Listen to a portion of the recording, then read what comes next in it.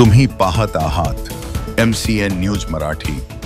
बुलढाणा जिल्ह्यातील जळगाव जामोद नगरपालिकेत भाजपाचे 2 उमेदवार अपात्र झाल्याने भाजपासमोर 2 जागेवरील उमेदवार बाबत पेच निर्माण झाला होता। मात्र आज आमदार डॉक्टर संजय कुटे यांनी राजकीय खेळी करत प्रभाग क्रमांक 7 ब मधील अपात्र उमेदवार इंगळे प्रियंका रामेश्वर हा अपात्र उमेदवाराच्या जागी प्रभाग 7 ब मधीलच अपक्ष उमेदवार आफरीन नाज नईमुल्ला खान यांचा भाजपामध्ये पक्षप्रवेश करून त्यांना पुरस्कृत भाजपा उमेदवार म्हणून निवडणूक रिंगणात उतरविले। आमदार डॉक्टर संजय कुटे यांच्या खेळीने जळगाव नगरपालिका निवडणुकीत राजकीय उलथापालथ झाली। यामुळे प्रभाग 7 आणि ब मध्ये भाजपाची रणनीती यशस्वी ठरणार असे चित्र आज रोजी दिसत आहे। तर भाजपाच्या या खेळीमुळे जळगाव जामोद नगर परिषद निवडणुकीतील विरोधकांना मात्र मोठी धास्ती बसल्याचे राजकीय वर्तुळात बोलल्या जात आहे।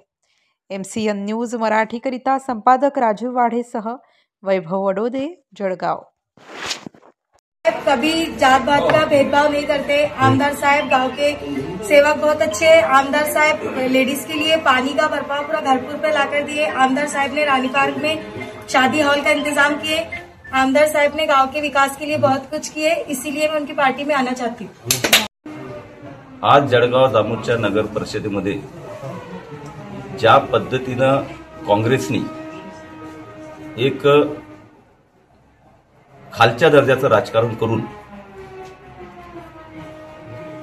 6 मध्ये आणि 7 प्रभागामध्ये 2 कॅन्डिडेट भारतीय जनता पार्टीच्या विरोधात त्यांनी ऑब्जेक्शन घेऊन कोर्ट कचेऱ्या करून त्या दोघांची उमेदवारी रद्द केली।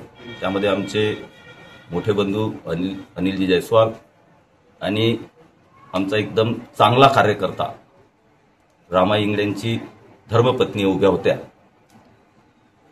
आणि मी या विचाराचा आहे की लोकशाहीमध्ये हा जो निवडणुकीचा विषय असतो हा उत्सव म्हणून आपण केला पाहिजे आणि जनतेच्या दरबारात जाऊन मत मागून जनता जनार्दन ज्यांना आशीर्वाद देईल तो पुढे लोकप्रतिनिधी होत असतो। म्हणून अशा प्रकारच्या गोष्टी करून त्या उमेदवारांचा हक्क डावलणे ह्या गोष्टी योग्य नाही आहेत। आणि ज्या नोटरीचा जो विषय झाला, आता दोघे उमेदवार जे आहेत किंवा बाकीचे कोणी असतील जळगावमध्ये त्या वकिलांनी नोटरीबद्दल सांगायला पाहिजे की माझी नोटरी सध्या व्हॅलिड नाही आहे। परंतु त्यांनी सांगितलं नाही। कार्यकर्ते बिचारे त्यांना काही माहिती नसते। परंतु हा मोठा अन्याय हा त्या 2 कार्यकर्त्यांवर झाला, भारतीय जनता पार्टीवर झाला आणि लोकांमध्ये अतिशय तीव्र नाराजी या विषयाची जळगावकर जनतेमध्ये आहे।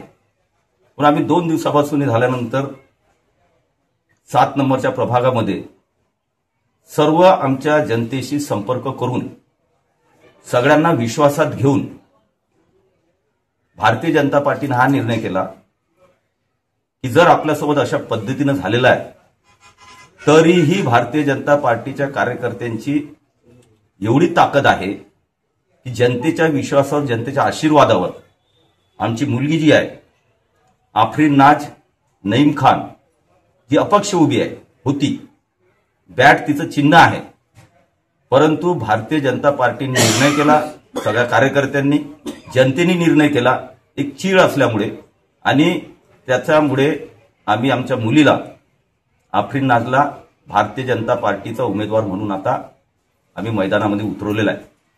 आणि मला विश्वास आहे की लोकशाहीचा ज्याप्रमाणे गळा घोटण्याचं काम आहे जळगावमध्ये करण्यात आलं, आम्ही पण ऑब्जेक्शन घेऊ शकलो असतो।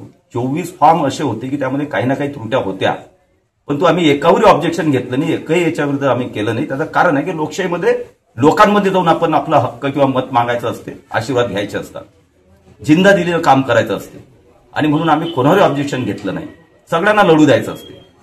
पण तुझे झालं ते दुर्दैवी आणि मला वेदना देणार आहे आणि म्हणून आमच्या मुलीला आम्ही आफरीन नाजला भारतीय जनता पार्टीचा उमेदवार म्हणून आता मैदानात आणलेला आहे। आणि मला पूर्ण विश्वास आहे की भारतीय जनता पार्टीचा कार्यकर्ता हा पुऱ्या ताकदनं सुनील रघुवंशीच्या सोबतच आफरीन नाजला सुद्धा भरघोस मतांनी निवडून देईन हा विश्वास मला आहे। जनतेच्या आशीर्वादामुळे जनतेत आम्ही सेवाभावाने जे कार्य करतो त्याच्यामुळे जनता आमच्या पाठीशी आहे आणि निश्चितपणे सुनील रघुवंशी तो माझा मित्र आहे, लहानपणापासून क्लासमेट आहे तो आणि आमची मुलगी जी आहे ती घरातलीच मुलगी आहे आफरीन नाज, या दोन्ही सीट बहुमताने जनतेने निवडू द्या आणि हा जो लोकशाहीचा घात केला त्याचा धडा शिकवावा एवढीच विनंती करतो.